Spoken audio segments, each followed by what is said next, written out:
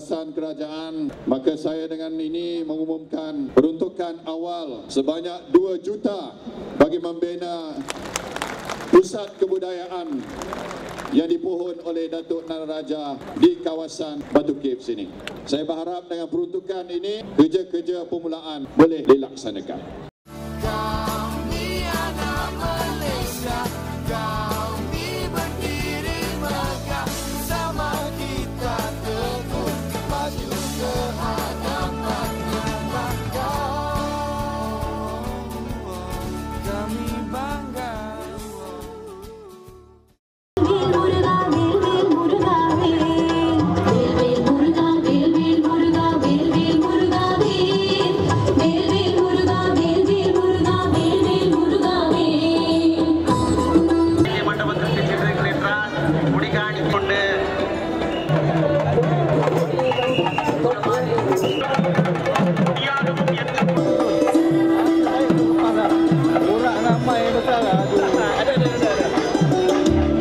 Mengumumkan ketibaan yang amat berhormat Perdana Menteri Malaysia Datuk Seri Muhammad Najib bin Tun Haji Abdul.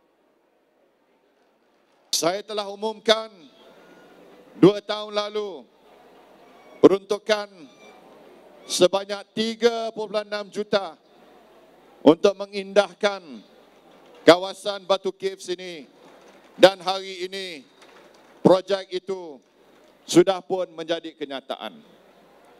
Dalam lawatan tersebut, saya juga telah umumkan satu peruntukan sebanyak 4 juta untuk membina bangunan baru bagi sekolah SJKT Batu Caves, dan projek bangunan tambahan itu sudah pun siap dilaksanakan. Begitulah juga sebagai sebuah kerajaan, kita tidak pernah mungkir janji. Kalau kita janji, kita akan lakukan sesuatu. Kerajaan Barisan Nasional kita tetap melaksanakan semua janji kita.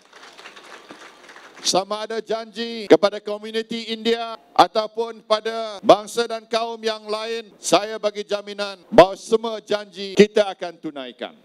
Melalui sebuah jawatan kuasa khas di mana saya telah melantik Datuk G. Palanivel sebagai lead minister untuk memperjuangkan kedudukan kaum India dalam bidang sosial dan ekonomi, dan melalui jawatan kuasa ini pelbagai program akan dilaksanakan supaya peluang untuk kaum India dalam bidang ekonomi akan dapat kita perluaskan.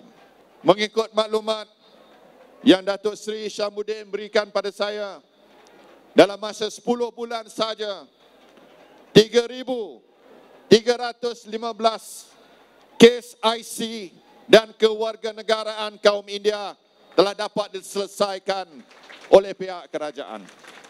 Menjelang tahun 2020, kita perlu kepada rakan kongsi ataupun partnership yang kita perlukan itu ialah partnership di antara masyarakat kaum India dengan kerajaan.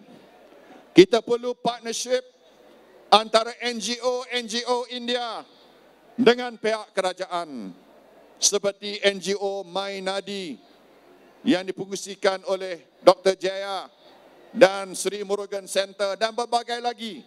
Dan partnership ini, tuan-tuan dan puan-puan, mesti diasaskan kepada konsep 6BK, iaitu kepercayaan dan keyakinan.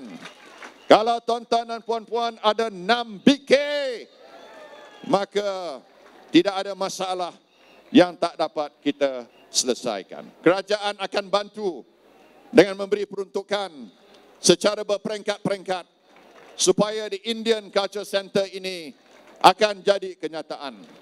Kalau tuan-tuan dan puan-puan tolong saya boleh tolong tuan-tuan dan puan-puan. If you help me, I can help you. Inilah mesejnya. I trust you, you trust me. 6BK antara kita. Malaysia akan maju, masyarakat India akan maju, semua kaum akan maju di bawah gagasan satu Malaysia.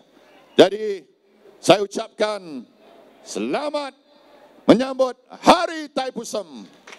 Thaipusam vertikal, Nandri, Vanakkam. Terima kasih.